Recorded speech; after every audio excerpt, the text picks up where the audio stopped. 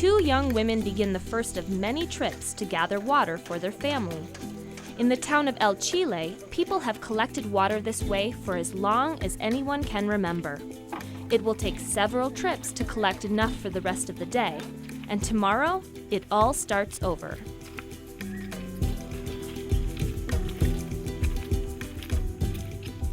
In El Chile, the problem there is based more on the labor involved in carrying water. So there's a spring that's significantly lower than the village, and they have to walk down there, pretty significant difference every day, and carry water back up from the spring. People will generally start getting water at 3:30 or 4 in the morning, and they get it in these, as you can see, these what are called cántaros, which are these 6.6 gallon buckets, and they weigh about 50 pounds each. There's quite a bit of labor every day involved in getting water.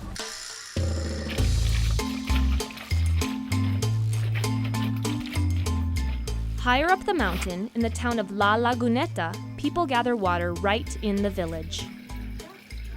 And the higher you go up, the harder time you're going to have finding groundwater, generally speaking. We have a little bit of shallow groundwater here, and that's basically it. If we wanted to go to something deeper, we'd have to go 400 or 500 meters into the ground to try to get into any other type of aquifer. Yo tengo 52 años.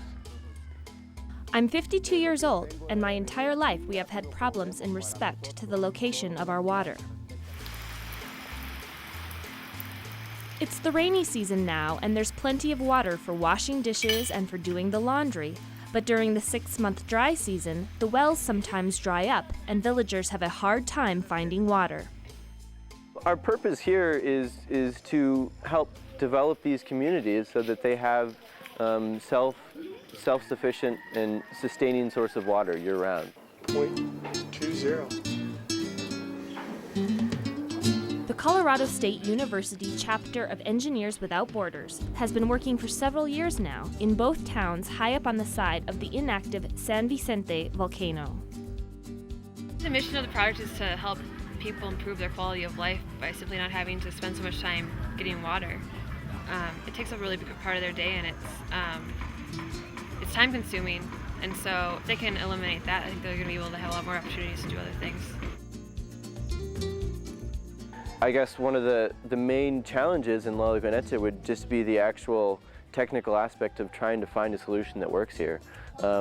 Since we're so high up in this volcano and there's really so little water available, and the characteristics of the soil and stuff are so variable, it's really hard to find a well or anything that will really work as a sustaining system for the village of La Laguneta.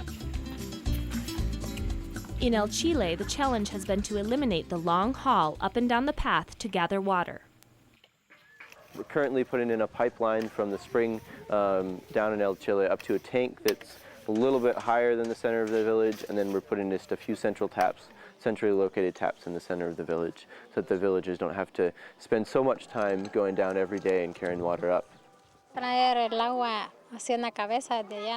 In years past, we have carried the water in cantros on top of our heads, all the way up from the bottom of the spring, so it is a lot easier just getting it from the center of town. They don't have a lot of social time to just kind of relax, because they come from work to doing clothes, to doing dishes, to cooking, and such a big part of the day, such a tedious part is getting the water. I think it'll mean a ton to them. It's gonna just improve their lives on a daily basis, because coming down here to get water is just tough.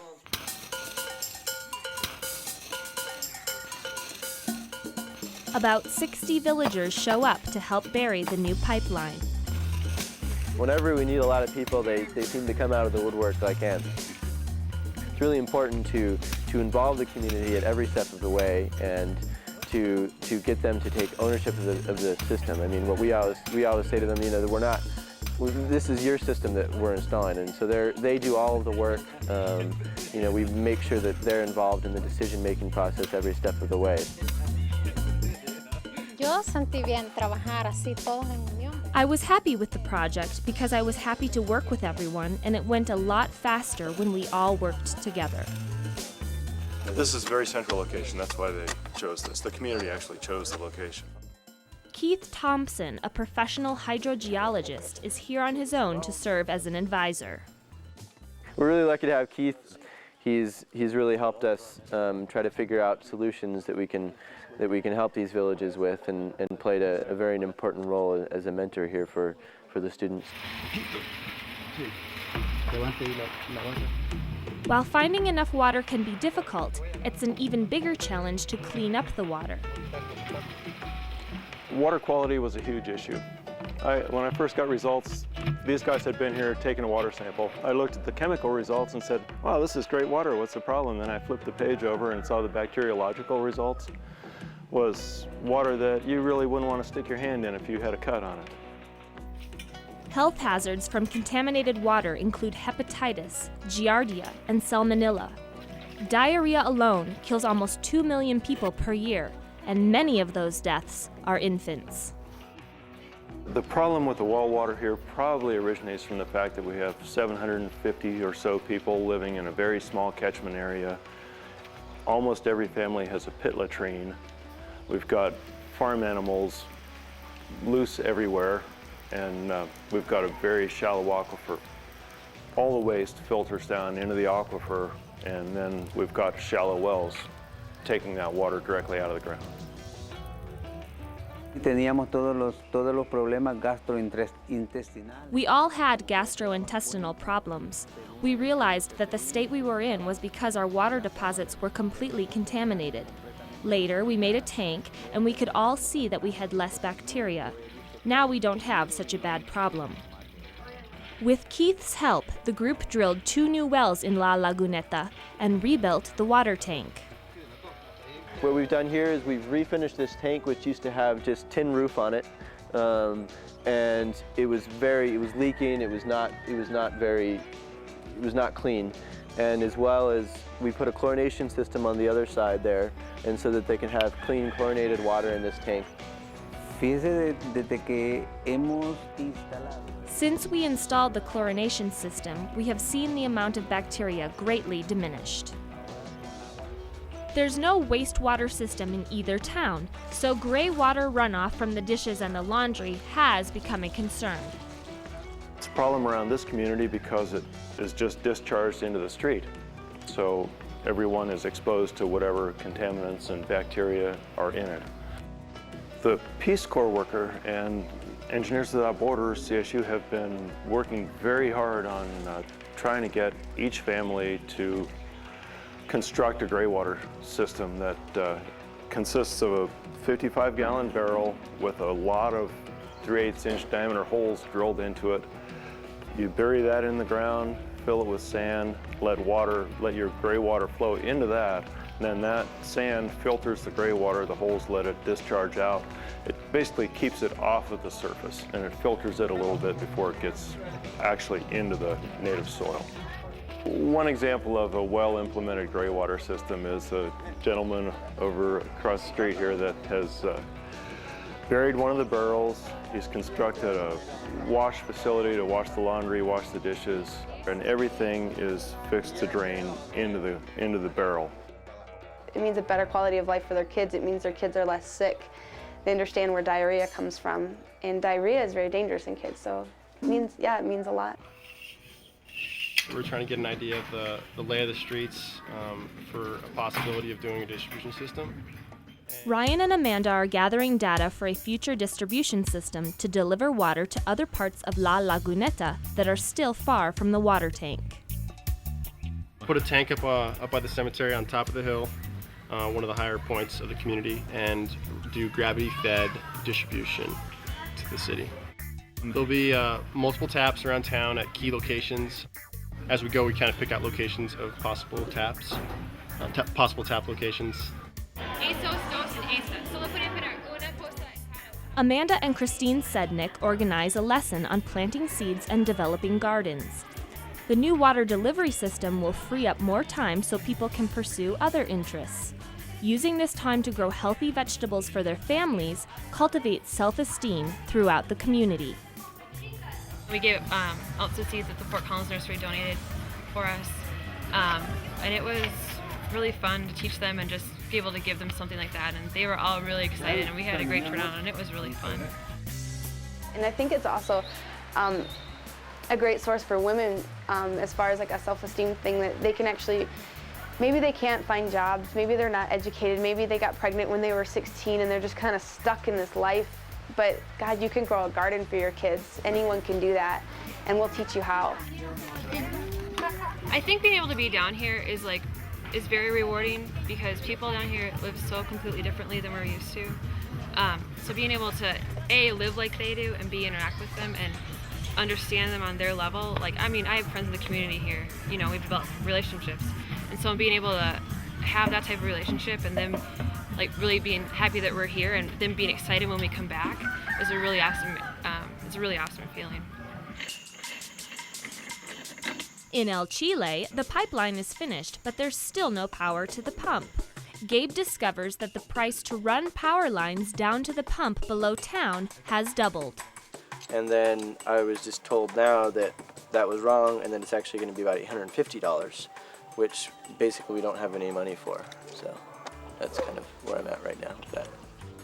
The Fort Collins Rotary Club arranged funding for this project, and the students turn to them once again for help. Additional funds are secured, and the power lines will soon be finished. But today, the storage tank above has filled with rainwater, and everyone celebrates the opening of the new taps.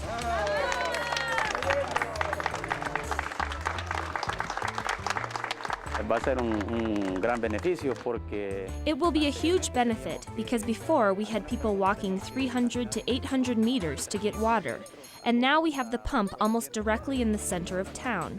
It is a huge benefit to the community because it is so much closer. One of our biggest challenges has been actually trying to find money for the projects. Right now we've been pretty lucky to work with the Rotary Club. They've been one of our main supporters for the project. it's very important because the project have to be sustained, but itself and the community. But if the community needs another supplies on repair, we have to be in contact with the community and look for help as they need. Photos are snapped and memories are preserved. All the students feel lucky to have been in this beautiful country to serve and to learn. This is great to be able to use my skills to implement simple solutions to relatively complex problems, but being able to be able to use such limited knowledge and real world experience to help people is pretty cool. The land, the culture, and the scenery here are very different, and for students from Fort Collins, Colorado, the experiences are breathtaking.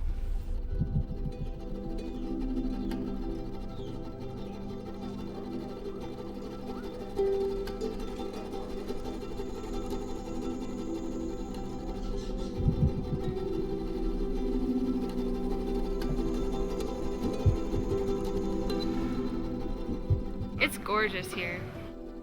Being able to be down here and experience it so much, and being able to take in everything for what it is really an amazing experience. Honestly, I just really enjoy it. I think it's a lot of fun to just come down here and work with these communities and stay in these villages that are on the side of the volcano. They're gorgeous, and to really know that you can be making a difference in these people's lives is really I think what does it for me. For me, it's been a wonderfully uplifting experience.